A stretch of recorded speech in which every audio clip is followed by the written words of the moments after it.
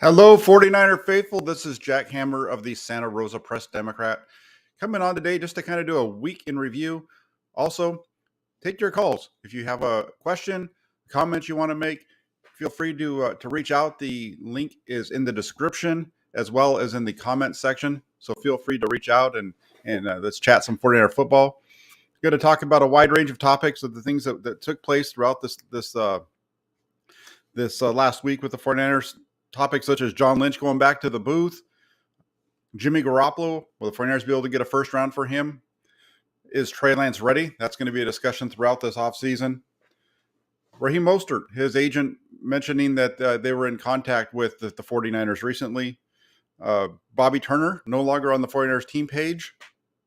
Rich Scangarello headed out to Kentucky. And then also some other free agent targets and other comments that I have as far as some of the things that we've seen so far this offseason. So it'll be a fun time here. I know there's a few other things going on in the world, but this gives us a chance to get on, talk a little bit about football, get away from that for a little bit, and just send all of our best to everybody that's impacted by what's going on out in Ukraine. It's awful to watch that on there. So for the next hour and a half, hopefully here, we'll be able to do something that takes our mind off of that.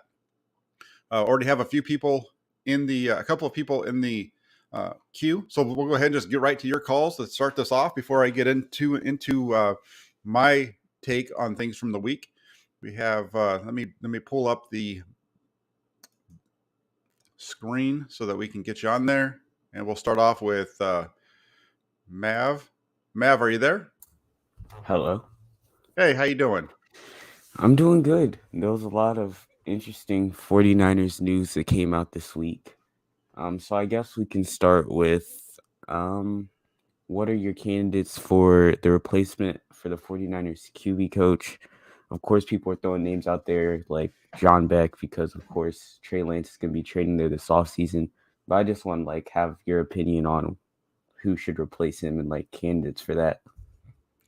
Yeah, so with Rich Scangarello going out to Kentucky, I would start with Beck. Beck would be my number one, and that's based off of one, like you mentioned.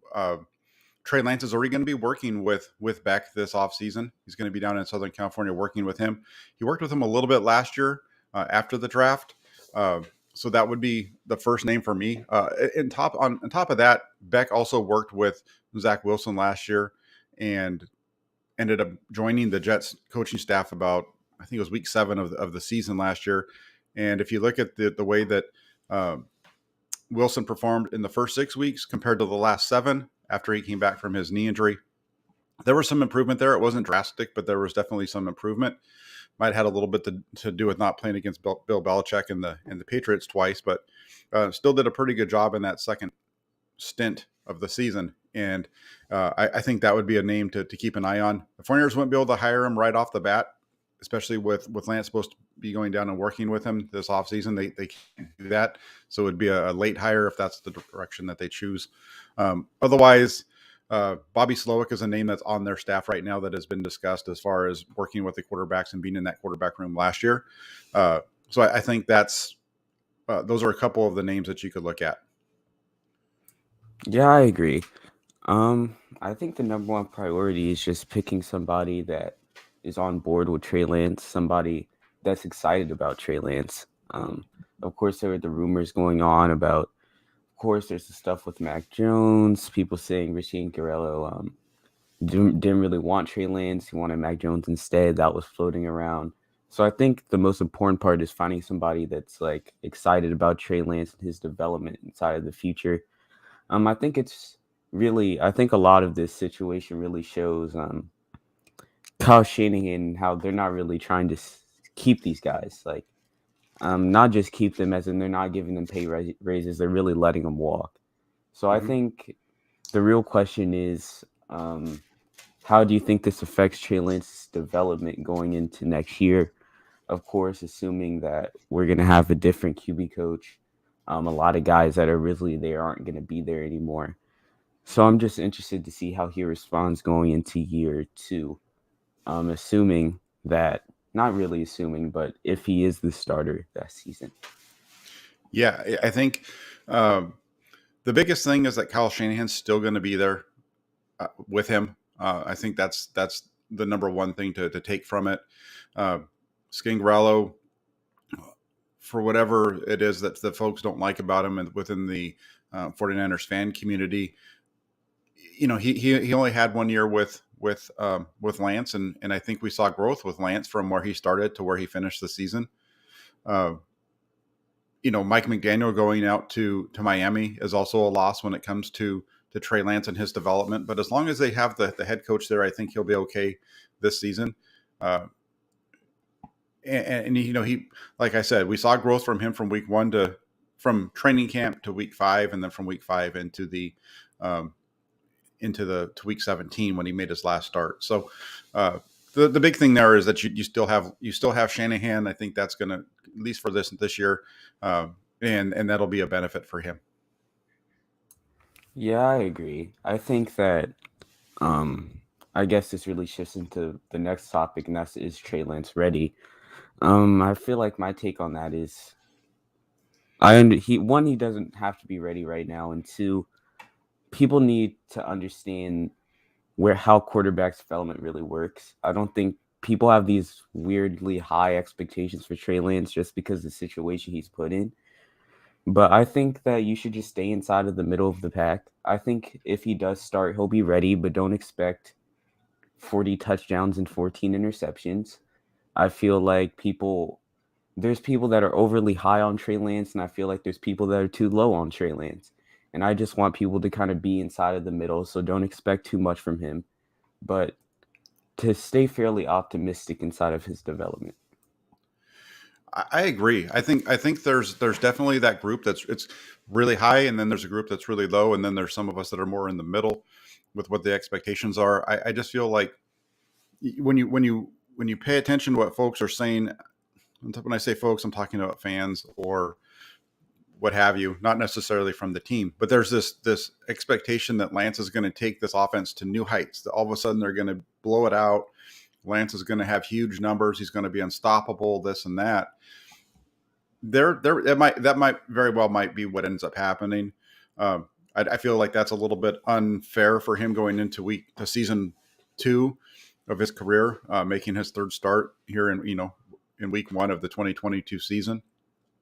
Uh, if he can go out, the thing for Trey Lance is that he needs to be able to go out and just be better than Jimmy Garoppolo was. And that's an upgrade. Or even if he's just as good as Jimmy Garoppolo, we've seen that that's enough to get the 49ers deep into the playoffs. And if he can just make a couple more plays than Garoppolo, they might even, eventually end the season up with the Super Bowl. Uh, the over the top, some of this over the top stuff, I think is a little off the mark for him, and it's not fair to where Lance is at this stage in his career. But he definitely is a guy who can come out, and at the same time he might. Well, I'm all over the board on him. I do think that the 49ers are going to be fine, and I'm not ready to say that he's going to go out and just light up the NFL like some folks are saying. But I'm excited to see what he does in 2022. Well, I think that the NFC Championship game appearance for Jimmy Garoppolo over this season has really changed the expectations for Trey Lance because really, I feel the most important part is that you just see growth from Trey Lance. You have to understand he's still inside of his second season. He's still growing there. I feel like this NFC Championship game appearance from Jimmy Garoppolo has really caused people to be like, well, if the 49ers don't make the Super Bowl next year, then the Trey Lance experiment for season 2 wasn't worth it. And I disagree because I think that Trey Lance, what's really important, I feel like we can look at teams like the Patriots. You can't say that even though they went heavy inside of free agency and they lose to the Bills inside of the first round, that Mac Jones' season wasn't a success because he growed in a lot of areas. Of course, the second half of the season wasn't as good as the first, but you saw that you can make the playoffs with Mac Jones, and that Mac Jones is a quality quarterback. And I feel like that's what really needs to happen from the 49ers next season. Yeah, you're right. Expecting the 49ers to be able to come out and go right to the Super Bowl just because they have Lance instead of Garoppolo, that's not necessarily a realistic expectation. There's so much that goes into it. Is it part of it's going to be Trey Lance, part of it's the defense. We don't know how this team's going to be put back together. So there are a lot of different directions with this team moving forward. Um, I do feel like what we've seen from the 49ers is that when they get into the playoffs, they make deep runs. A lot of that's because of their defense. And I just feel like with Lance in there, um, we should hold the 2022 version of Trey Lance to the same expectation we would hold any quarterback in the NFL, whether it's Jimmy Garoppolo or, you know, uh, Colin Kaepernick or whatever. Any quarterback that once you get to the NFL and you're playing in the NFL, you don't get graded as a rookie year after year after year, and he's not going to be a rookie. He's already made 2 starts, and I understand that he's going to have some bumps along the way. And that's to be expected. And that's why when you look at the film on a weekly basis, you speak about all the positives, and you also have to point out the negatives. And that's the way that I feel like what we need to be doing with Lance as we go into this season and as we go through 2022 as well, because there's going to be some ups and downs. So we might as well focus, not focus only on one, but discuss both, because they're equally important. I agree. I think that a lot of this season, of course, is going to be tied up inside of quarterbacks like Trey Lance, Tom Brady. I don't believe in this Aaron Rodgers stuff, but of course, I guess we'll throw him in here for the sake of people wanting to have hopes and dreams. So, like, I feel like the real question is Trey Lance ready? It's really, what is the team going to look like next year? Because that's really what's more important in my eyes. I don't think Trey Lance is going to be so terrible that the 49ers miss the playoffs next year. I think what's really important for if we want to make a playoff run this year is really the team around Trey Lance. Who's going to be coming back? You have interesting decisions like Raheem Mostert. Is he coming back? Do you re-sign Jason Verrett?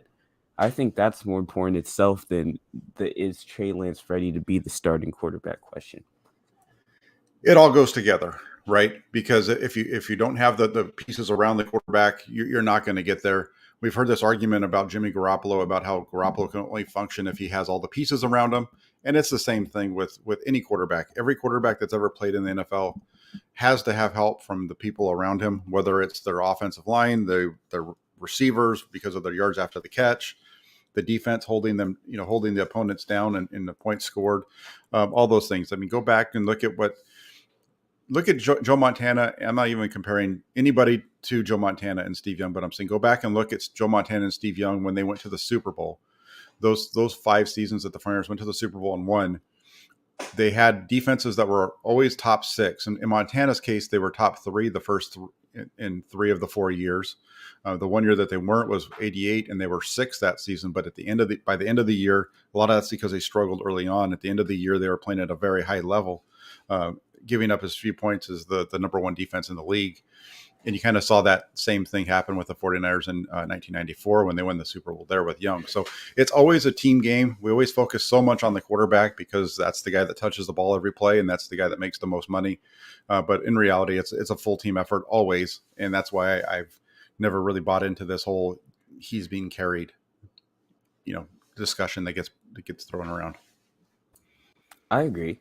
I think that people, I think it's fair because, of course, when teams win, unless you're the 49ers, because they have Jimmy Garoppolo, usually the quarterback, if they're playing very well, is going to get the most praise. But when they lose, they take the most criticism.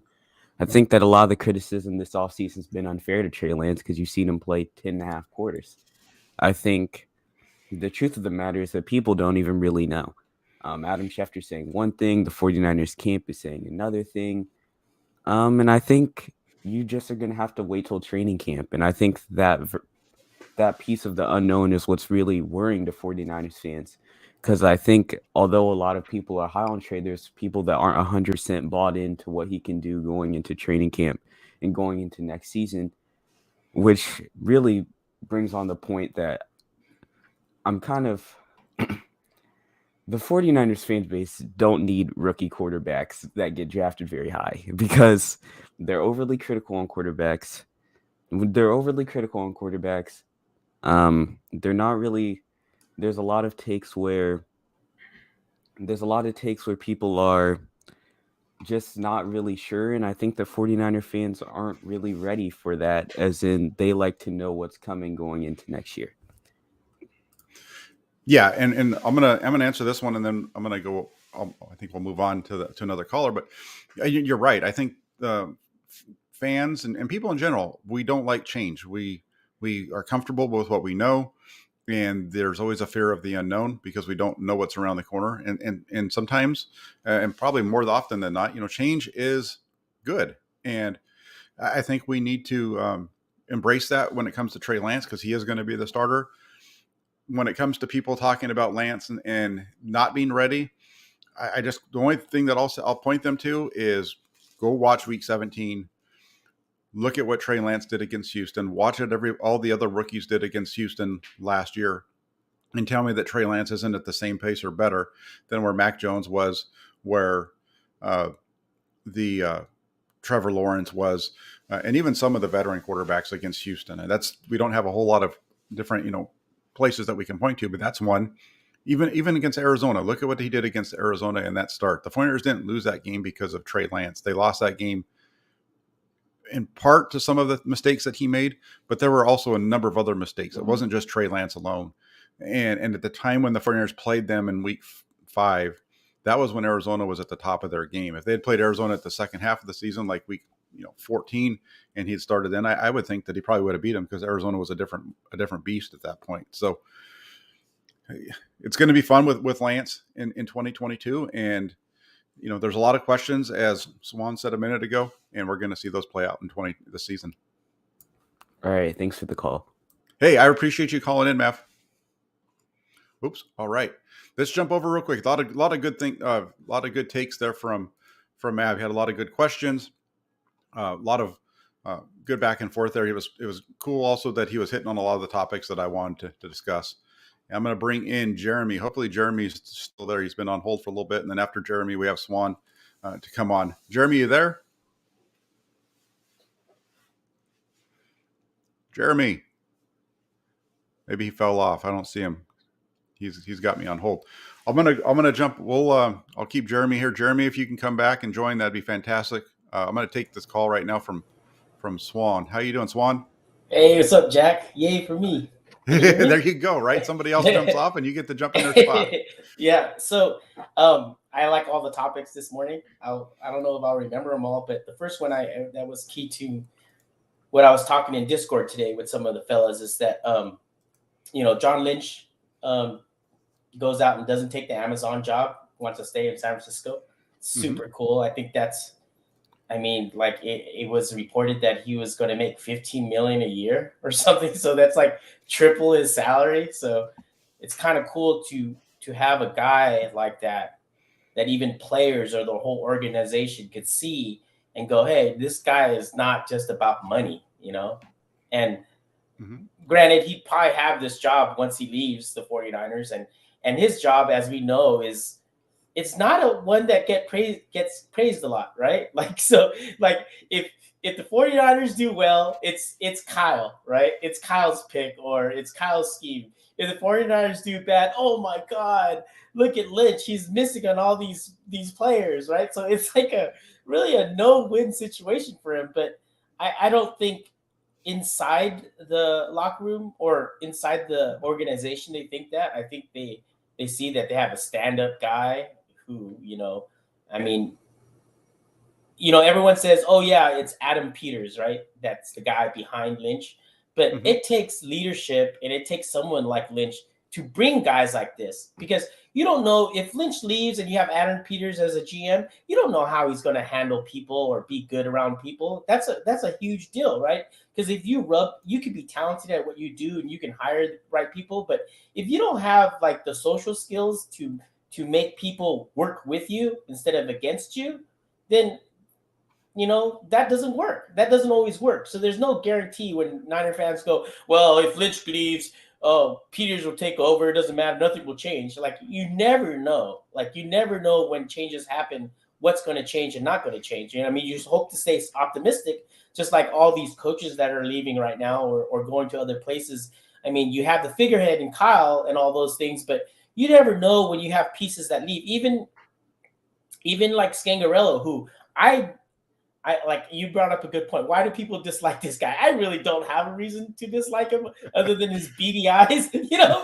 Yeah, I saw that yesterday. But you know, like you know, it's just. I mean, there are some things that you could say. Well, did Jimmy develop? Did this? Did you know so and so develop? And yeah, and but we don't know. I don't like change. So even when I saw that, I was like, oh crap.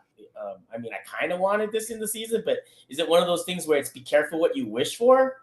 You know what I mean? Because it's like, you know, it's like, so I mean, if they brought in a guy like John Beck or you know, I heard another name get mentioned, Sage Rosenfalls, the guy that he used to be, I guess, a QB for Shanahan and Texans and does the QB collective camps. You know, Yes, that yes. thing that they have. Mhm. So any of those guys would be cool, but yeah, going back to John Lynch, I think that's pretty awesome. That it feels good, and the way that what he I guess he said something about like, hey, I feel like we have something special here that we can build something here, and and it's one thing to go after championships, like go all in. I think as a fan, I would rather see sustained winning and winning championships as opposed to like the people that do win now are like teams that are kind of like the Packers, right? It's kind of like they have this freaking Hall of Famer. This is his last 2 or 3 years. If they go all in, it's kind of like, hey, you don't get a player like Aaron Rodgers like once in a lifetime, right? They might never get an Aaron Rodgers again in 30 years. Like it's they don't just franchise like Hall of Fame QBs like him just don't go get thrown on your lap every day, and they have to commit to him because he's still playing at a high level, right? So you just Yes. throw in everything and you just go, hey, you know what? Run it back and see, and if it sucks, then we're gonna be crap for 3 or 4 years, and that we're just gonna live with it rather than to move him a little bit too early, right? And then start over with Love, Jordan Love. You know what I mean? So I think in that case, it's okay. Like I see it as okay for a team like that to go all in. And then of course with the Rams, like it looked grim for them, right? They have Goff. They're like, oh my god, what am I going to do, right? Like, and then they go all in and they get their Super Bowl, right? And who knows if they can get another one? They'll have. I think they have still a 2 or 3 year window, right? But when you win championships like that, I'm not saying it's not sweet because it is sweet, but it's not as sweet as being like a team like KC. Like if you're a fan base, you see KC, they've been doing it for 4 or 5 years, and every year that they start the year, they're Super Bowl favorites. Not saying that that's true or not true, but as a fan base, you feel like, yeah, next year, like we didn't do it this year, but next year we'll be right in it, Okay, right? Like right in it. let me stop you right there because you're hitting on something that as you're talking this through. I want to ask you a question because Kansas City, you're right. Kansas City is in this situation. They've been there 4 straight years, right? They've hosted the AFC Championship game 4 straight years, I believe. 18, 19, 20, and 21. All those seasons they hosted it. Why do you think they're having this run of success that they are? Is there one move that they've made that got them there? I mean, I think it's a few moves that they've done. They've done it like they constantly address what they needed to address, right? So like of course the biggest move, of course, is Mahomes, right? He's incredible, right? Uh-huh. But then they Yeah. didn't stop there, right? They got their butts kicked in the Super Bowl, and they got that offensive line got exposed, right? And they're like, hey, we can't just rely on Mahomes because they're going to run into some team that's going to have a pass rush, that's going to have a good quarterback, and we're going to get beat, right? I mean, think Sure. about it. Even like we almost beat them in 2019. We all know that, right? We were 10 minutes from the win, right? With a 10-point lead. So it's like Mm-hmm. that was something they needed to address. And what did they do in the offseason? They change up their whole offensive line. They change it all up, right? And luckily they have two other pieces that they can sustain these things where they can build around, right? You have Kelsey, right? And you have Tyreek, right? And then on the defense, they have Jones. They got two guys on the defense, Clark and Jones, and then they have Matthew or Yep. Yeah. Matthew. And Uh-huh. so they have pieces as just the same as the 49ers have pieces like that, right? That you can depend on. And then you interchange all the things that you feel that you can improve on without mortgaging your future, right? Sure. Without making it sense. Yeah, and I agree with you. I think that's the key. And I would say real quick, they did have the thing I think you need to look at too when you're talking about all the pieces that Kansas City has. I know they revamped their offensive line because of the mess that they had at the end of the 2020 season. Some of that due to injury, what have you. But some of those guys were also often injured. But they also had Travis Kelce before Patrick Mahomes. I think they even had the receiver that you mentioned before Mahomes. They had all these guys. I think what I'm going to just jump ahead of you a little bit. What I'm going to say is I asked you the question, you said Patrick Mahomes, and that's correct. Once they got the quarterback position right, everything else is falling into place for him, right? Yeah. Yeah. And that's the biggest thing. And so that's one where that's what's going to happen here is with Kyle Shanahan, he finally got the quarterback that he wanted. If we believe what he says, this is the guy that he wanted. This is the guy that he went to ownership and said, we need to bring this guy in. We need to make some moves to do this. And so it's going to be interesting to see how that plays out, especially after the way this last season ended. And I will say one other thing too. When you're talking in the way that I feel as well, which is I don't mind a team buying a championship. I've seen teams do that. We saw it here in San Francisco in 1994. So I don't mind seeing a team go out and spend a lot of money to bring in pieces. Heck, the 49ers did it every year, really, even before the salary cap in the 80s. That's what they did. They went out and got the best players that they could. Beautiful.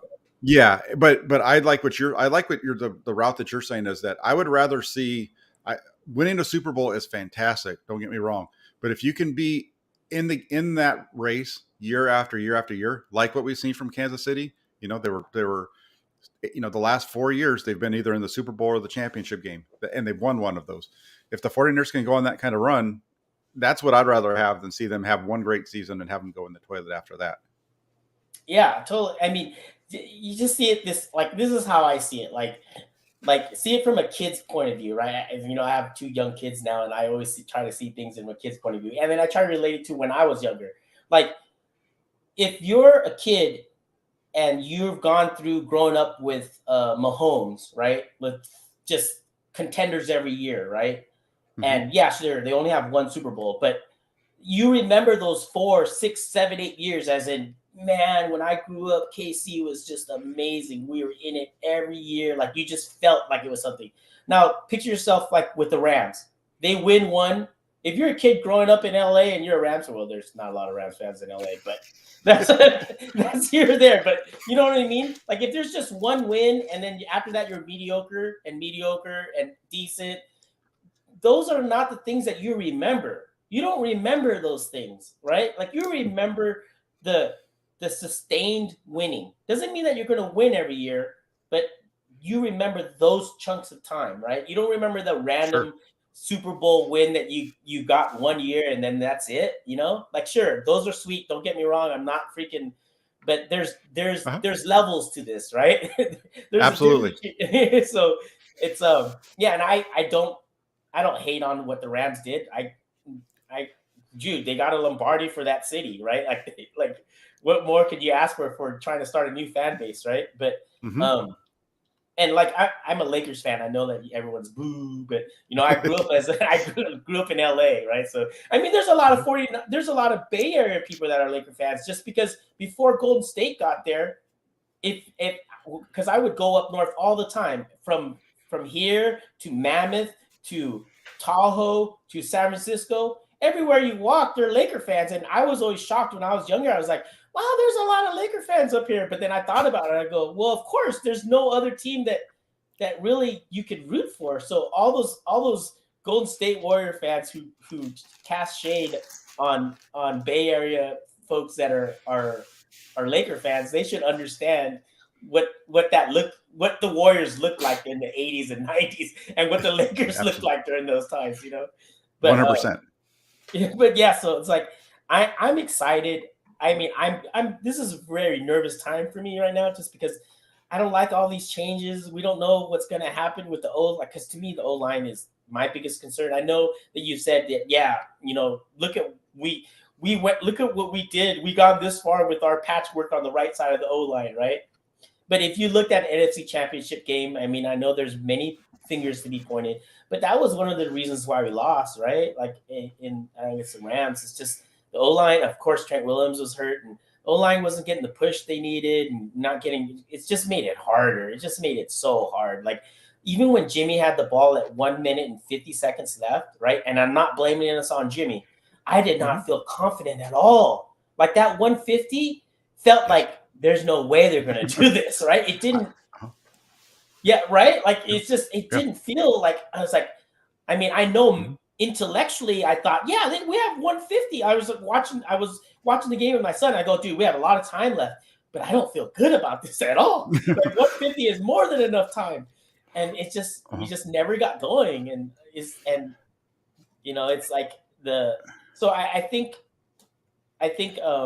offensive line is something that we really need to look at. I think that I'm with you there. I mean, it was one of those things where, we had just seen Garoppolo go down the field on the Rams at the end of week 18 to tie that game up, or actually to take, I don't know if they tied it up or whatever it was. I can't remember exactly at this point. It's been a while now. I think they tied it up at 24-24. And so intellectually you're thinking, yeah, they can go right down the field. We've seen them do this before.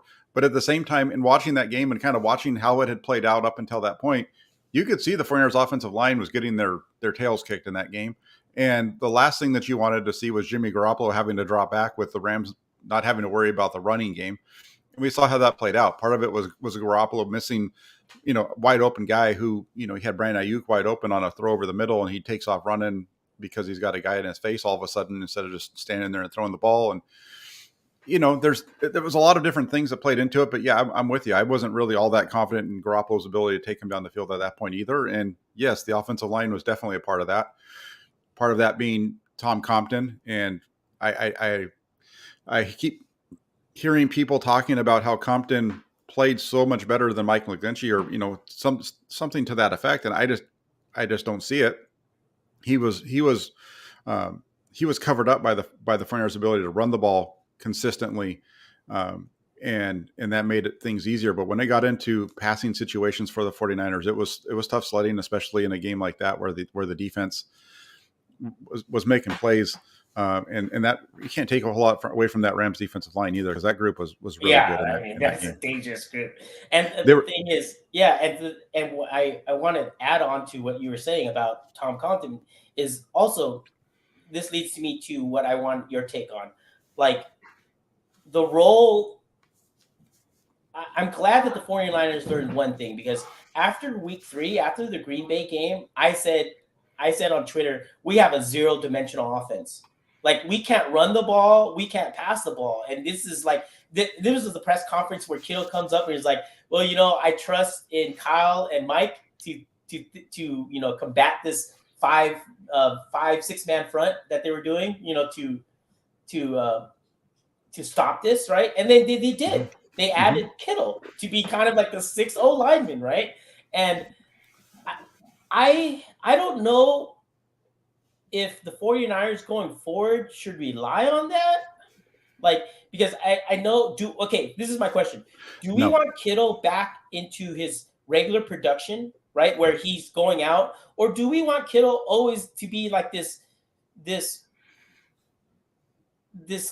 guy that plays some offense, and then he's also the 6th offensive lineman? Like, what do we want of Kittle? Maybe that's just going forward. That's our Band-Aid until we find someone good.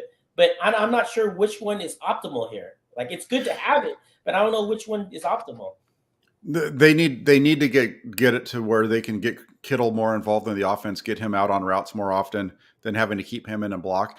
I mean, it's I've heard part of that too goes to the quarterback though, right? I mean, you have, and some of it is Kittle's fault as well. If you go back to like the Green Bay game, he's wide open over the middle. Garoppolo puts the ball on his numbers and he drops it. Should be a touchdown if he just catches it. The following week against the Rams, he's wide open down the middle of the field, and Garoppolo airmails what should have been an easy throw for a big gain. And so it's a mixed bag. I don't think that Kittle I don't think that Kittle was aced out of the offense in any way. I think some of it just goes back to the quarterback not getting him the ball, and some of it does go to him having to stay in and help out with the tackles, especially the right tackle in the passing game, and having him be more of a having to stay in. And I think I saw something recently where I think it was like 16% of the time he was held in the block, and that was one of Wow. the higher numbers in his career. And that's definitely something that needs to be lowered for him moving forward. Yeah, I think so. It's like he's a weapon, man. Like Kittle runs. What's crazy is that everyone forget he ran a 4.5 40, and I think he's faster now. Just because if you look at his combine, he ran a 4.5 40, right? If you look at his body then and look at it now, they're like totally different people. Like if Mm-hmm. you look at Kittle's combine and how he looks now, it's like a totally different person. It's like watching a 13-year-old and like an 18-year-old. Like their body type is just totally different. Um, so I would like that. I would like to shore up, at right tackle. I if we stick with Brunskill as the guard, it's fine. I feel that we've shown that we could do that, right? And then Lakin, I hope we keep him, but if he's going to get more than 10 million or whatever the 49ers are willing to pay for him, then put Banks off to the left, and then hopefully Banks can do something. I just hope. I don't buy the whole thing that people are saying like, oh, Kyle doesn't like to start his rookies. I think that's a bunch of baloney because look, he started Mitchell. He started Mitchell, and so if it's not a great sign that Banks isn't playing, but it doesn't mean that he can't improve, right? And it looked like from like some of the screenshots that I took during the Green Bay game, that he looked skinnier. Like there's some where he's in the background and he looks skinnier. So well, he has a whole 6 months to get his body right, and I think, God, if he could pan out the way that they thought that he was going to be, that'd be a huge win for us. That'd be such a huge win for us. And Yeah. then Well, real quick, like Eric says here, and I agree with him, and this kind of where you're going a little bit. I think it seems like the 2021 draft was really set for, and I've said this before. It seems like the 2021 draft was set for the 2022 season. Lots of power running coming this year. Aaron Banks, Trey Sermon, Elijah Mitchell. Being three of the big names. I know we saw a lot of Mitchell this year, but we didn't see any of Banks other than a few snaps against Jacksonville, and we didn't really see a whole lot of Sermon either. And I agree with what Eric is saying here. I feel like this draft, the 49ers drafted for the future. You talked about Shanahan doesn't like to play rookies. I don't think he minds playing rookies. He'll play them if they're good enough, or if they can prove that they're better than the guy in front of them. And the 49ers had a pretty deep roster when it came to their frontline players last year. When you looked at the team, there wasn't very many of those rookies where you're like, Trey Sermon, you're not going to, I don't think anybody thought Trey Sermon and Elijah Mitchell were going to come in and beat out Raheem Mostert, right? For the running back job. The Banks thing made sense because of Brunskill, but Brunskill at the same time is somebody that they've shown that they really like and they believe in. So and then as far as like Hufanga, that you knew that he wasn't going to play because they had Tart and Ward, and just if you just kind of go through their picks, it really makes sense that it was geared down the road. I'm glad you brought that up because you're the only person when I've mentioned that has brought that up. That makes a lot of sense because Mitchell kind of like, who do you have to beat? Once Mostert went down, all he had to beat was Sermon. Wilson was still hurt, right? Wilson was still recovering from his knee, and then you had Hasty, who is not really. He's kind of like a third down back, right? So it's like, and he fumbles a lot. So I guess it does make sense that yeah, like Mitchell didn't have to. He only had to beat another rookie, really, essentially. Where Banks had to beat a guy that's been starting, that's been playing for 4 or 5 years, right? Right, and that's the difference, right? You don't take offensive linemen and rotate, because I've had this argument with some folks even on Twitter where they're talking about, Javon Kinlaw. Well, at least we've seen Javon Kinlaw on the field and this kind of thing. But you don't rotate offensive linemen like you do defensive linemen or running backs or any other position. Offensive linemen are kind of like quarterbacks. They're usually on the field throughout the whole game. You might move them, have a thing where you play one guy for a quarter, another guy for another quarter. or something like that. If you have an injury and you're trying to figure out who the best guy is to play there, even that's not normal in this day and age. And so Banks, the thing with Banks is he struggled in camp, but I think people forget he got hurt in the first preseason game and he wasn't healthy again until week 1 of the season. So he not only was he a rookie making the change from left to right, he missed half a training camp and wasn't able to really even go full speed in practice until the start of the season. And at that point, everything kind of changes around. And from my perspective and other writers' perspectives, we don't get a chance any longer once the season starts, to see what's happening and how those guys are developing. We see them going through their individual drills, but we don't get to see them going up against defense, and we don't really get to see them line up and run plays and those kind of things like we do during training camp or throughout training camp, because we get to stay there after the fans are taken out for the last couple of weeks of it. And so, we just haven't seen a whole lot of it. I do believe in Aaron Banks, and I think that he's gonna be a guy who the 49ers have some expectations of here in 2022 for one of them. And then as far as real quick in the running backs, I will say this. Elijah Mitchell is somebody who I was high on early in camp. After watching him for a couple of practices, especially once they put the pads on, he was the most impressive running back outside of Mostert that I saw in camp. And that's why during one of the press conferences, I kind of threw out his name. He was, at the time, he was running with the third string unit. But I had to ask Kyle Shanahan what his thoughts were of Mitchell, because to me, Mitchell was showing all the things that we saw from him in games this year. That ability to hit the hole, to stay upright, finish forward, and it just seemed like every time the ball got in his hands, I know he was playing with the threes, but every time the ball got in his hands, he was making a play, and it just translated into the field. Yeah, and we needed a runner like that too this year, because of I think our offensive line run blocking probably took a step backwards, and with Mitchell, it seemed like he was getting hit so early, but still making positive yards. So that's always like a positive sign. I remember week 3 after that Green Bay game, I was so worried. I was like, oh man, this is going to be rough. If they can stop our bread and butter, what team do we have, right? And I give credit to Kyle, Mitchell, and McDaniel for finding a way to make, and then of course Kittle, to finding a way to make it work, right? It's interesting how what you said about it made me think about it is having continuity. I always have a hard time saying this word, continuity. Even I don't really know if that sounds right. On offensive line, because it's kind of choreographed, right? Like a play goes one way, you have to block this way, you have to have block that way. It's going one way.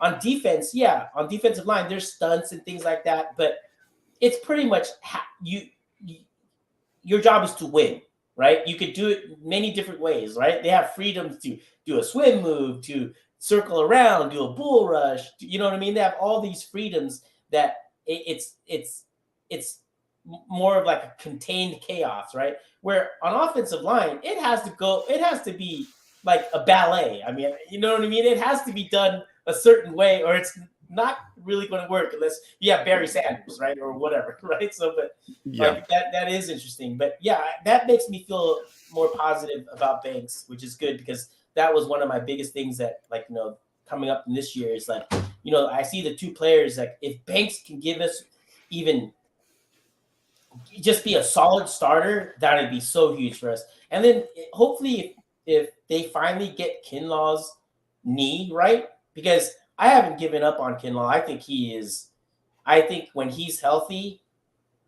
that he's going to be good. And if we saw him in the end of 2020, he was getting better. He was getting better with some of his moves. And even if he doesn't provide a pass rush for us, he's so pivotal in stopping the run, right? Because like what they say, right? You have to earn the right to pass rush, right? Mm-hmm. You have to earn that right to pass rush. You have to stop the run before we could feel okay about, hey, sending our guys, rotating. Because if we can't stop the run, then it's harder. I mean, look at the Rams, what the Rams did, right? We could not stop their run in the first half. they were just getting too many easy third and shorts, right, down in distance. And then at that point, it's like your pass rush is going to get mitigated because it's going to be easier for the Rams to either run, do quick game, do anything to get through, or even the quarterback to run it, right? So it's like you keep them in long down and distance, and your pass rush has a better chance of getting home. And that's why teams like Arizona and like even Seattle, like the reason why we never can get them off the field is because they're always coming up with third and short.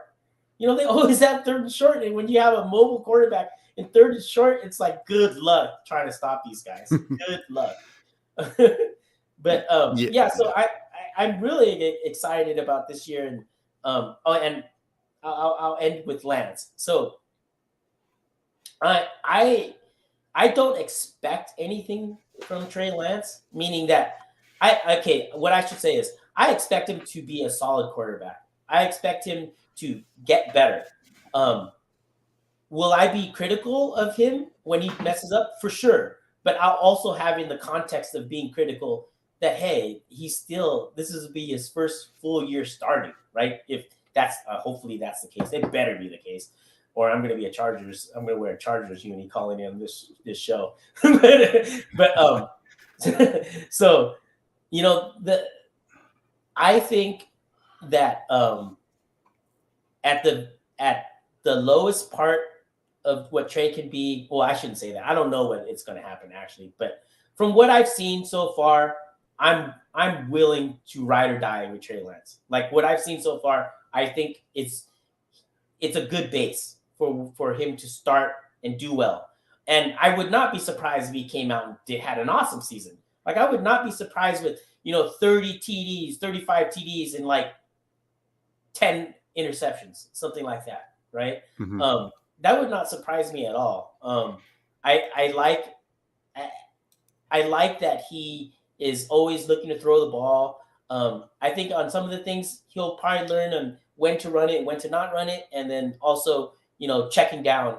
Like don't always go for the big plays, just check down. Like that's what got Mahomes in trouble this year, right at the beginning of the year when they're not doing well. One of the criticisms was that he was always going for the big play and he wasn't doing enough of the checkdowns that were needed to sustain the offense, right? To wait, to be patient on the big play. And he wasn't doing that. And it's easy. I mean, of course he's Mahomes, so it's easy for him to get stuck in that. Hey, I'm just going to go big game hunting all the time. But you wait for your opportunities, right? You knife them, move the sticks. And then when you see an opportunity, you take it, right? That's what it's about, right? It's not about going deep all the time and making big plays all the time. Sustain. And that's what killed Aaron Rodgers in the NFC Championship game, right? There's like, I know that you reviewed that film and he left a lot of throws out there, right? That he could have taken checkdowns on, right? That it was weird that he did it. He just kept on throwing to a double Devontae. But yeah, so I'm excited. I can't wait. I'm glad that we're now Monday. I think it's the combine, or Tuesday starts the combine. So this last 2 weeks have been hell. I can't wait to get started with the combine, and then hopefully we get Jimmy off the books and we know better, get some coaching in here, and yeah, it's gonna be good. Yeah, it's going to be a fun season to look at, and you have the right around the corner here. The combine's coming up this week, and I know that Rob Shue that I did the show with yesterday, and I work with on Mondays too, is going to be out in Indianapolis, as well as a couple like Jason Aponte and Jordan is going to be out there as well. So it's going to be fun to get those reports. I'm looking forward to hearing about what's going on at the combine, and this can be a fun off season. Right after the combine's over with, we get into free agency hot and heavy, and there should definitely be some news I would expect to come out this week in the next week or two about Garoppolo and his destination and some new deals with the 49ers and things like that. So it's going to be fun. When do you start looking at looking at draft stuff? I know that you said you haven't started on that yet, but when do you start doing that typically? I'll probably start doing that starting this next week, just because I've been focused on I was trying to put something together for the free agency and kind of understanding who was out there and the needs with the 49ers and really what I thought was their main needs. So now that I've got that down, I put that article out this week with some names that I feel are, top guys, and then bottom, more realistic. at all the positions of need for the 49ers, their biggest positions of need. And then we'll see with the combines coming up, and free agency is going to be here, and it's going to be a mixed bag of everything. But I'm definitely I need to get the all 22 film for the colleges and start digging into that a little bit so that we can come on here and have some discussion. And to be honest with you, you'll probably see a lot more from me after the draft when it comes to the draft as far as film breakdowns, because otherwise you're shooting in the dark and spend a lot of time on those when they might not pan out. But I really liked the way things worked out last year. We knew that it was a little bit easier last year because we knew that it was either going to be Mac Jones or Trey Lance for the most part. We knew it was going to be a quarterback at the top. Then once they traded up to 3, we knew that it was going to be Jones or Lance. And that made it really easy to drill down and focus on one. Right now, we have no idea because they're so all over the board and not coming up until 61. So with me, I'll be putting some content out around the draft, but I would expect to see a lot more in terms of like film breakdowns and player breakdowns like that on my channel post-draft. Right on. And then, Jack, I just want to add one thing. I think you should start adding a link or a couple of links of your last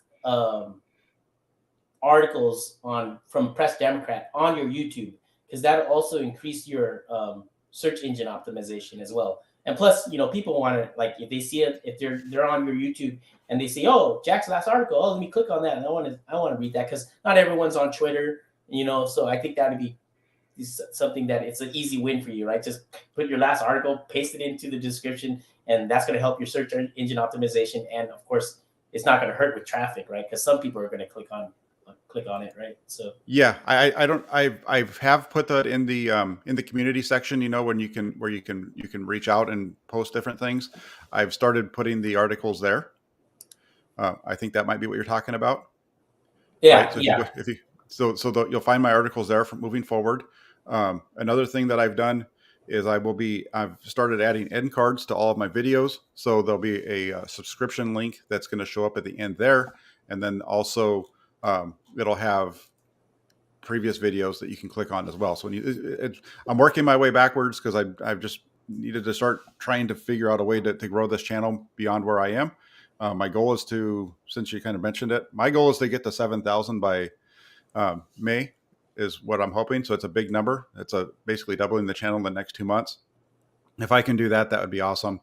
Really trying to, I had a discussion with my girlfriend about this recently, really trying to make this my priority, covering the 49ers full time and be able to really put everything into it, the time into it that's necessary, instead of, covering the 49ers while also doing other work. So this YouTube channel is going to be big with that. So if there's anybody watching right now, or if you have friends that you know of that are 49er fans, hit them up, tell them to check out the channel for me and subscribe. Would love it. Yeah, and that's another thing too, is like, you're at the number that you're at, it can grow exponentially, like within a matter of like a month. Because I know, like, our favorite guy Lombardi, he was at like 6,000-7,000, like up until the NFC Championship game, and then right after that, he shot up to like 12K, like in a couple weeks. So it's like, you know what I mean? It's like it just can happen like that.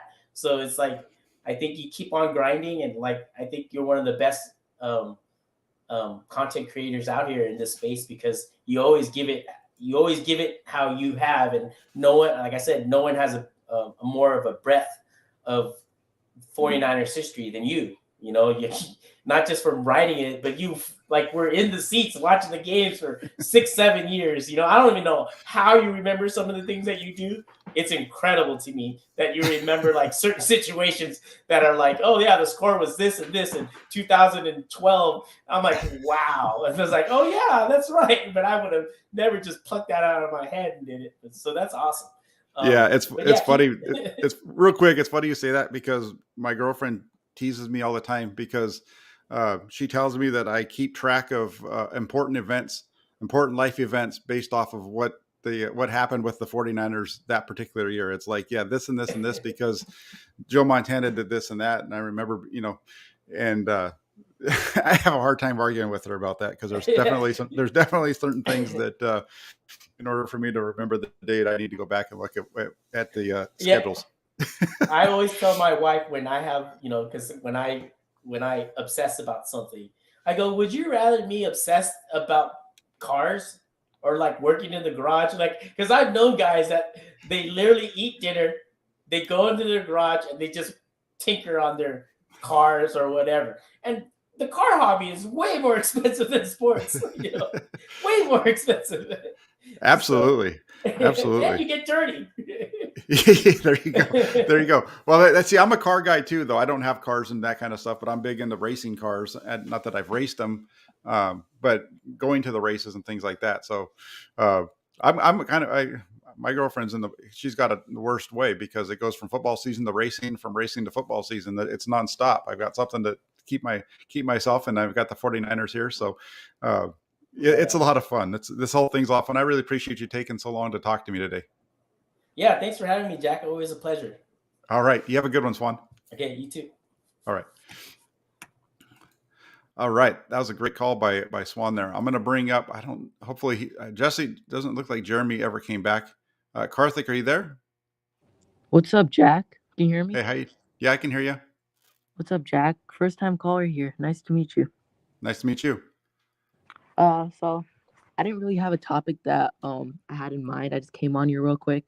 But I just want to talk about George Kittle and all like the reporters coming out and saying, look, he should be traded. He's getting paid too much, $16 million a year. But honestly, I get where they're coming from, and I think it's due to the quarterback situation and the injuries. He was injured for 2 straight years, and they both were non-contact injuries. The foot injury where he was just running down the field and apparently he just broke his foot, and the calf strain he had, which were both non-contact.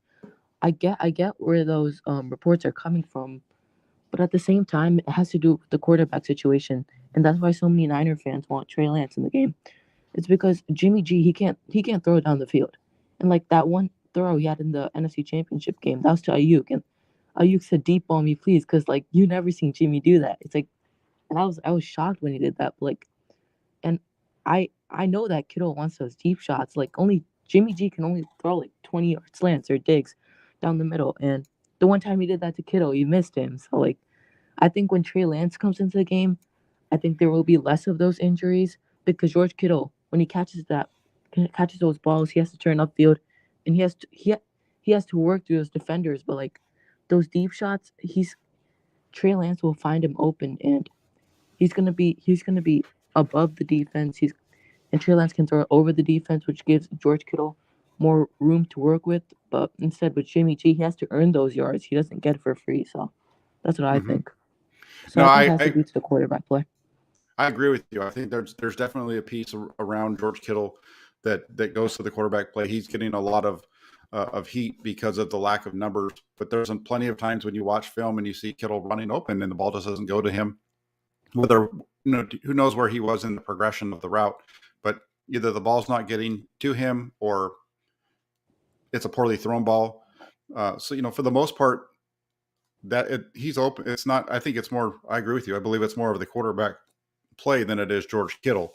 I think that'll be one of the things to keep an eye on, and with Trey Lance, because he does seem to be able to work those routes that Kittle runs, and uh, that the throw from one of my favorite plays of the whole season is the throw from Trey Lance down the middle to George Kittle against Houston. Uh, he was kind of falling down when he makes that catch. It was a heck of a catch, but I really like the fact that Lance made that throw and tried to put it on him, and it all worked out, and really showed the growth in Trey Lance's game. Yeah, that's the thing I wanted to say. If that was Jimmy G in that game, he wouldn't make that throw. He's too scared to make that throw that he's gonna get intercepted. But I like Trey Lance's like courage that he's not scared. There was like at least two defenders in the area, but he threw it up there, put it in the only place where Kittle could jump up and get it. I know it was a great catch, but you're seeing that progression from Trey Lance. Everybody talks about not enough experience as at NDSU, but that shows you he has the confidence to make those throws. And when you have the confidence, you can make those throws. And I think that's a sign of Trey Lance like progressing through like, yeah, just progressing as a quarterback that's come into the NFL with hardly any experience, and I think that's gonna take us toward a good direction in the future. And also, quick thing, I wanted to talk about Brady real quick. We can't stop talking about the quarterbacks. It's the most important position, so we just have to continue with the talk. But I think with I think there's no right or wrong answer from the Brady, Rogers, or Lance. So I really don't think like I don't really mind like any route we go because there's no right or wrong answer in my opinion. Because if we bring Brady in, I really wish Kyle wasn't stubborn because if you saw in Tampa Bay, like Bruce Arians, like he just sat down and watched Brady. I didn't see a thing where he helped Brady even when he was head coach. Like Brady, he can take over the game. Like he really can, and he doesn't need a coach to help him. Like Bruce Arians barely did anything in Tampa Bay to help him. Like you can like in the Super Bowl, like I Arians was calling a play and Brady was yelling something at him like just like be quiet or something because Brady knows what he's doing. He'll it's like he's like the head coach when he's like playing quarterback. So that's what I like about Brady. He's done it for such a long time. Like you you you know he's not gonna do anything wrong. You have like 100% confidence in him, and like it's just it's good. It's a good to have a quarterback like that because you you don't have to like your heart rate won't go up. Like what's gonna happen. And the thing with Lance is, I think even if Lance does start, I would be so happy with that. He's our future, and that progression from the Week 5 Arizona game to the Week 17 Texans game, like Grant Cohn said on his channel, that game, that Week 17 game, that was a playoff game. That was a playoff game, and everybody says, "Oh my God, it's the Texans. They're not a good team. This and that." They that that Texans team went to stop the run. That defense line was like full out to stop the run, and Trey Lance, he got challenged in that game because they went to stop the run. Trey Lance had to actually throw it, and he had more throws than I think running plays. And when he threw it, he was on point. Like that first half, he was terrible, but when he came out, I don't know, he just shocked the entire world, and I like to see that progression. So yeah, that's what I want to say. Yeah, I would say real quick, even on the Texans game, there when you go back and watch it, there were some definitely some challenges with Lance in the first half prior to Yeah, the prior to that drive for the field goal at the end. I But think that his was nu- just play calling issues or something. I don't know. I don't think it was play calling issues. I think it was Lance just struggling to kind of to believe his eyes. I don't think he was trusting what he was seeing, and so when he was hitting his back foot, he wasn't seeing it, and then he'd take off running, and it felt like it took a little bit of time for him to get comfortable in the game, and it also looked like it took a little bit of time for Kyle Shanahan to get comfortable, um, and I'm pretty sure it was Lance who made the comment like right before the end of the possession at the end of the half where he had gone to Skin Growl and said, I'm ready to go. I'm good now. And from that point on, it went well. And Yeah, I and think I think the biggest thing for me, there's going to, obviously Lance needs to work on some mechanical things, and that's what he's going to be working on with John Beck down in LA and or Southern California and so on.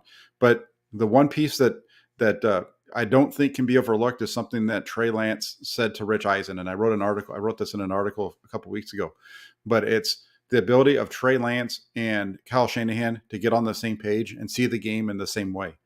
Because if they get to that point, that's when it's going to take off and the offense is really going to start to hum because they're going to know Shanahan needs to feel comfortable with that Lance is going to see what he's calling and that it's going to be run the way that he expects it to be run. That's part of why I think that he was always so comfortable sticking with Jimmy Garoppolo, even though Garoppolo has his limitations. Shanahan knew what he was going to get. He knew that if he called this play, the ball was most likely going to go here, and if he called this play, it was going to go there. Whereas with Lance, at least so far, I don't know if he's quite there yet, and that's going to be something that's going to be key for the 49ers in 2022 well, is for those I two to think that's be just gonna come together. through time, like Swan Song said. Your last Hmm. call. Yep. He's a rookie. Niner fans, they have to have patience. That's the key part to this Hmm. second year experiment. We have to have patience and just stick with this guy. We can't just call him like a bum. Like if he throws like a 2 interception game, that it comes with time. You progress, and that's that. that's how a rookie quarterback like progresses through his NFL career. So we just have to be patient with that. And like I was saying on my channel, Thursday, I was talking about how Kyle Shanahan, he needs to. It's not only about Trey Lance being good. Kyle Shanahan has to call the right plays. We have to have faith in Kyle. Like Kyle's got some work to do. He makes mistakes also. Like sometimes he makes calls like he's a rookie head coach. So we Mhm. we also have to criticize Kyle. We have to keep eyes on him because it's not always about Trey Lance. It's about the play calling that can get to Trey Lance doing the things he's doing, like interceptions and stuff. So it's also Kyle. He has to. We have to keep eyes on him. So yeah, and also next thing, remember to subscribe and like to my channel, Super Gremlin Productions. I just started a channel on last week, and I'm gonna come up with some great honor content. So be That aware of that. But yeah, Hey, that's awesome. And then you have my you know my Twitter, correct? yeah, I do know your Twitter. Okay. So if you ever want me to come on with you, shoot me a message and we'll make it work. Yeah, Jack. And I've been reading your articles lately, and they're just fantastic. They just make me smile, bro. You're so smart. You talk facts, and you're like one of the best content creators out there because you know so much about the game, so much about defenses, and it just inspires so many people to do what they do these days. So, thank you so much for what you do, man. All right. I appreciate it. Thank you so much. Thank Thanks you. for calling in too and have yourself a great day. Yeah, you too, Jack. See you. Okay. Bye bye. Another great caller. We had some really good calls today, and I definitely held a couple on there for a while. And there's been a lot of interesting things over in the comment section as well. Let me just change my banner real quick so you can see. You guys all have to suffer with seeing my face entirely. There we go. Just let me go through a couple of the comments. Michael brings up Houston was playing way better at the season's end. They beat the Chargers and nearly beat the Titans. Trey Lance did well in that game versus the Texans. Absolutely. I've tried to argue that a number of times. Uh, I wasn't super impressed with it right away. Watching it live, especially in the beginning, when I went back and watched the film, uh, I enjoyed the performance more. And then as I've kind of done more research and looked at games from around the league, I've been kind of even more impressed with that game. So it's interesting how those things play out. Couch Chronicles says, real talk, some success on getting better. Trey definitely has multiple chips on his shoulder and heart. Confidence and weathering storms are key. Absolutely. He's going to have to grow and we're going to find it, right? He's going to have to go out there and make the plays.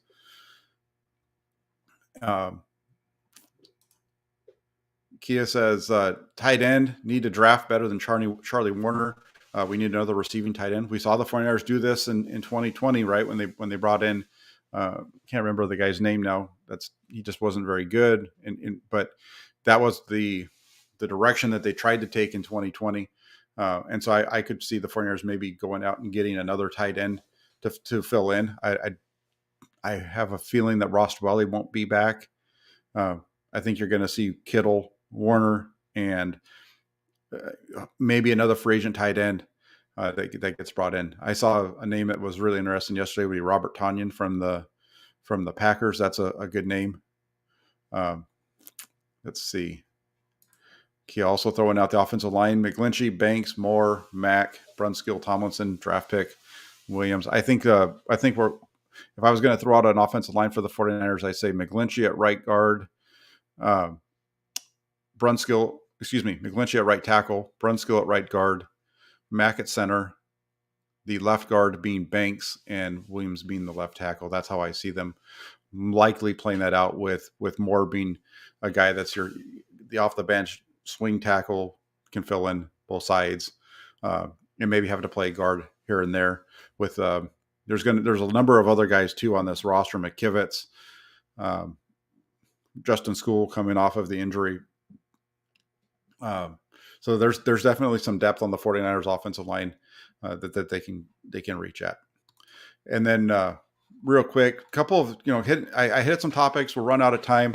I do need to jump off in about 10 minutes. I need to get over to I'm going to be doing a show with Aaron at 49ers First Takes at 12 o'clock. So make sure you jump over to his channel. Super Gremlin says, why is Christian Watson predicted to be in the third round? Why so late, Jack? We can have another Debo on our team, which can give him and Debo more opportunities to go down the field. We'll see. Christian Watson, if he can help on special teams, might be somebody that they take there. I don't see them making him a top pick, but maybe if he's there in the third round, they use one of their thirds on that player out of North Dakota State, because he has some abilities that are interesting. He has good size.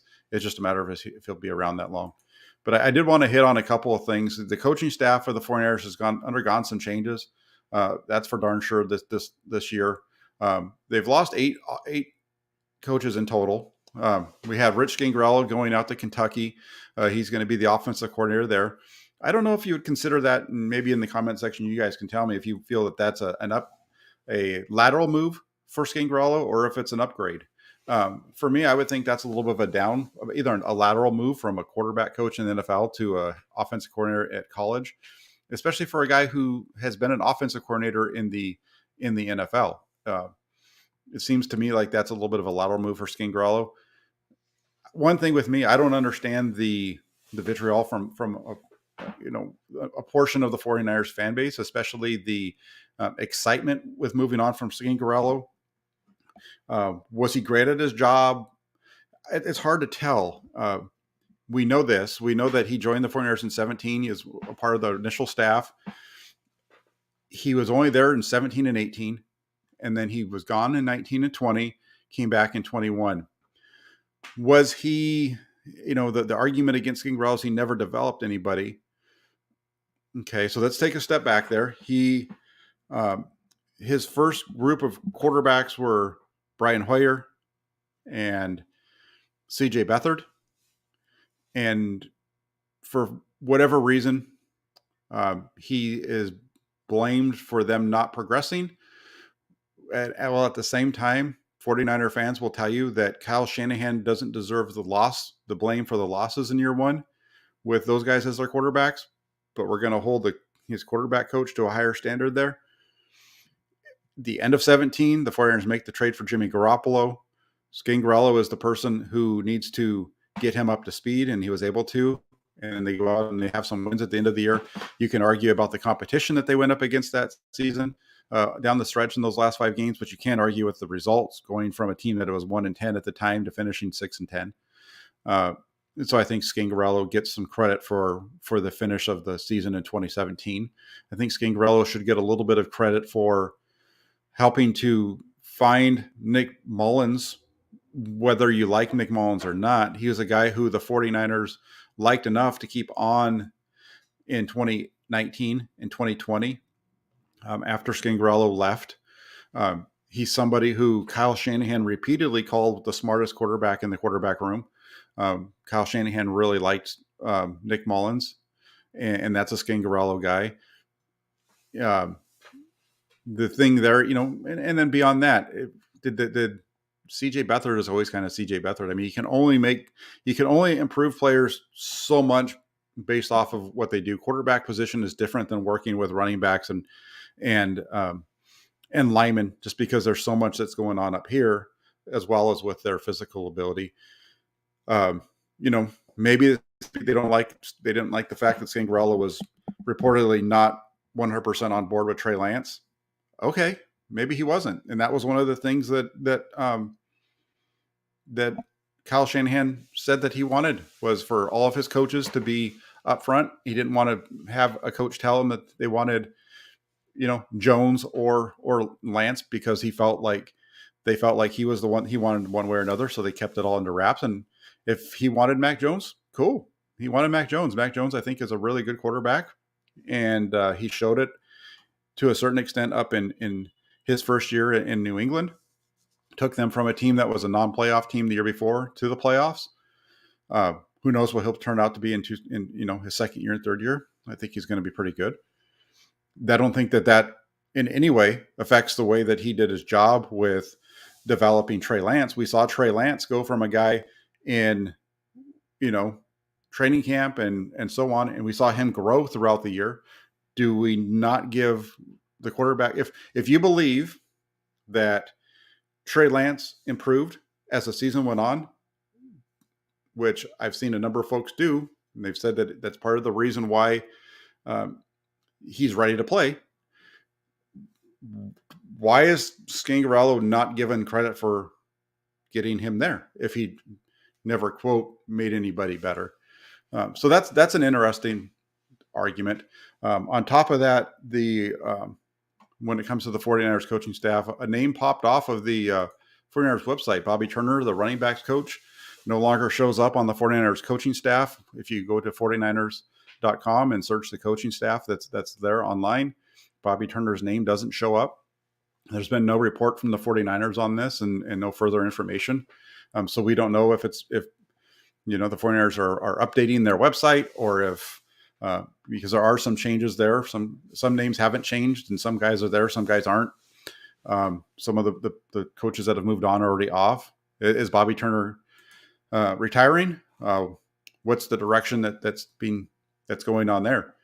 I will say one other thing is that I put this out in a tweet yesterday. I said it yesterday when I was on the show with Rob Shue on his channel. Hold on really quick. I want to get to the super chat. 49er George says, I give Lance the credit. Okay. The player definitely deserves some of it. And that's always the case.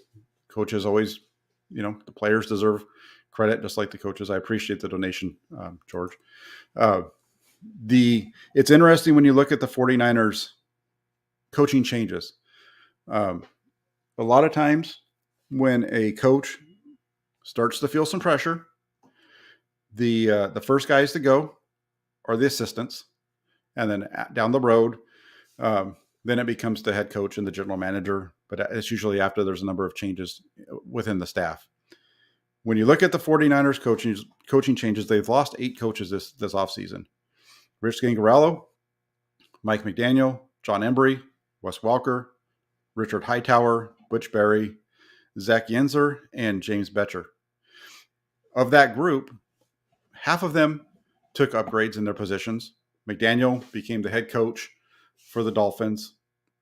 Butch Berry went from assistant offensive line coach to the main offensive line coach for the Denver Broncos.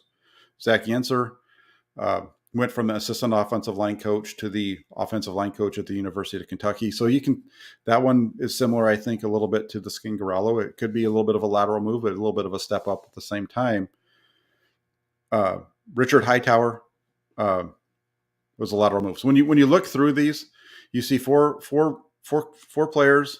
coaches, taking what I think are lateral moves.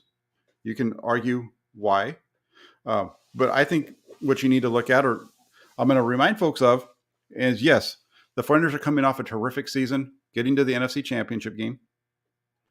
This is an organization that has a history of firing coaches after making playoff runs. Jim Harbaugh was fired after taking the 49ers in 3 seasons. His first 3 seasons with the team, he took them to an NFC Championship game, a Super Bowl, an NFC Championship game, and was almost traded. And then they struggled that last year. The Yorks also fired Steve Mariucci after a playoff run, after rebuilding the team when there was some turnover there when Steve Young got hurt.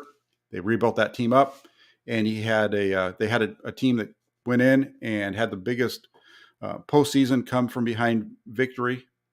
They went in the next week and lost to Tampa Bay, fired Steve Mariucci.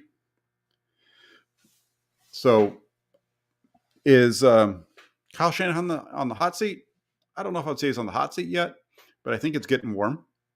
If the 49ers don't have success this next season with Shanahan's handpicked quarterback, I think that seat gets a lot hotter.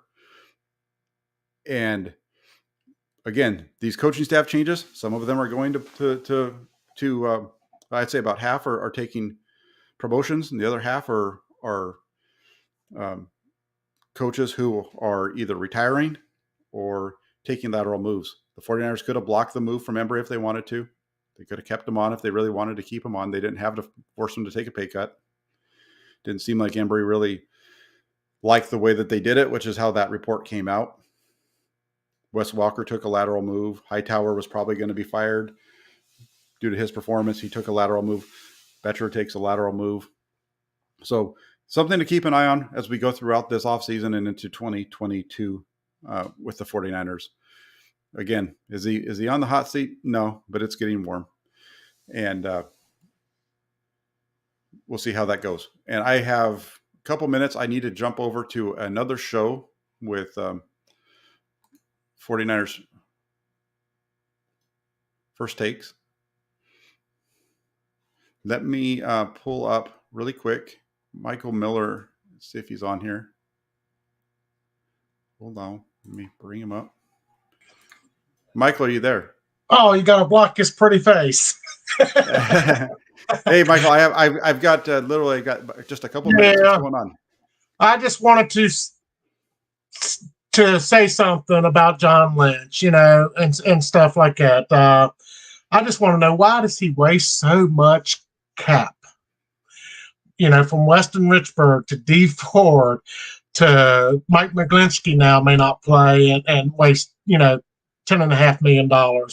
And it goes on and on and on. I mean, now they're talking about bringing back Raheem Mostert to ride the IR again next year, probably. I mean, he's ridden IR every year. Just I'm tired of leading the NFL in dead cap. Yeah, the issue with the 49ers has been injuries. Their dead cap numbers aren't that bad right now for this season.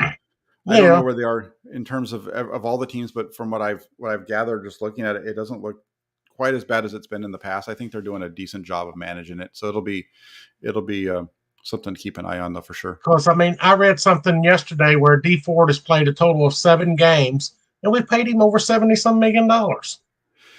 Well, yeah, these guys have contracts, and so you're paying money. The Ford trade worked out for them in 2019, and it's hurt them ever since. It helped them. Yeah, I don't think the 49ers get to the Super Bowl without what D Ford brought to the team. Yeah, how can every other team in this NFL cut players and walk away from them, 1 year later and incur no dead money? But yet Prague, every contract he ever does, we into him to the last season of the contract. It seems like the 49ers have a hard time. The 49ers have a hard time of moving on from players. They for whatever reason, and Ford is an example of it. It would have been tough for them to get away from him last year, but it could have been done. And instead, they restructured it and just kind of, they're gonna be paying him this year, and they can still release him and get a savings of $2.4 million. But that's to me that. This is his final year of the deal. It's going to end after this year anyway, but. Well, no, because we still owe him about $3 million in a year that he's not even signed. So, according to my site that I look at, yeah. In other words, we incur $3 million and something in dead money, even the year he's not even signed. So, right, it's just it's horrible. Why we waste? I figure they've wasted $170 million over the last 5 years in dead cap. Yeah, probably. That's probably right. Probably right in that ballpark. Yeah. All right. I'll let you go. Man, that you got to run. Yeah. All right. No, thanks for calling in. Next time, get in earlier. I just woke up. I had a bad night last night. There you go. All right. You have a good night or good. You too. Night. It's barely a good day. Yeah. Yeah. Have a good day, Mike. All right. Bye-bye. All right. Bye-bye. All right. Well, there we go. Let me get this off of here so that we can. But there we go for the show today. I appreciate everybody that tuned in. Definitely appreciate those of you that called in. Korean 49er, you're popping in late, but I've got to jump off. I will catch you next week. I'm going to be doing the call-in shows at least on a bi-weekly basis at this moment. May pick up a little bit as we go through. So just want to jump off. I'm going to be jumping over to 49ers First Take. So tune in over there. We're going to be chopping up some more on the 49ers for about an hour. So get over to his channel. But thank you all very much for joining here. If you can do me a big favor, and if you could hit the like button, if you could hit the subscribe button if you're not already subscribed, and hit that little bell notification so that you know every time we go live on this channel so that you don't miss any of those, that'd be fantastic. Hey, and also go ahead and get over to the channel. There's lots of different videos and things to take a look at. In my playlist right now, you'll see all the film breakdowns that I did last off season and a couple of the film breakdowns from this season as well on Trey Lance. You'll see all of my breakdowns from him at North Dakota State, along with his games as a 49er in 2021. So check it out. Thank you all for joining. Have a great rest of your Saturday, and I will be back on Monday. Not sure of the time, but I will be on with Rob Shue. He'll be live from the NFL Scouting Combine, and we will be breaking that down Monday afternoon at some time on my channel. Keep it locked in here. I'll make sure that I put it on the channel so that it pops up, and as well, you can find that on Twitter so that you know when we are going live on Monday. Take care, everybody. Have a great rest of your Sunday. Thanks for joining.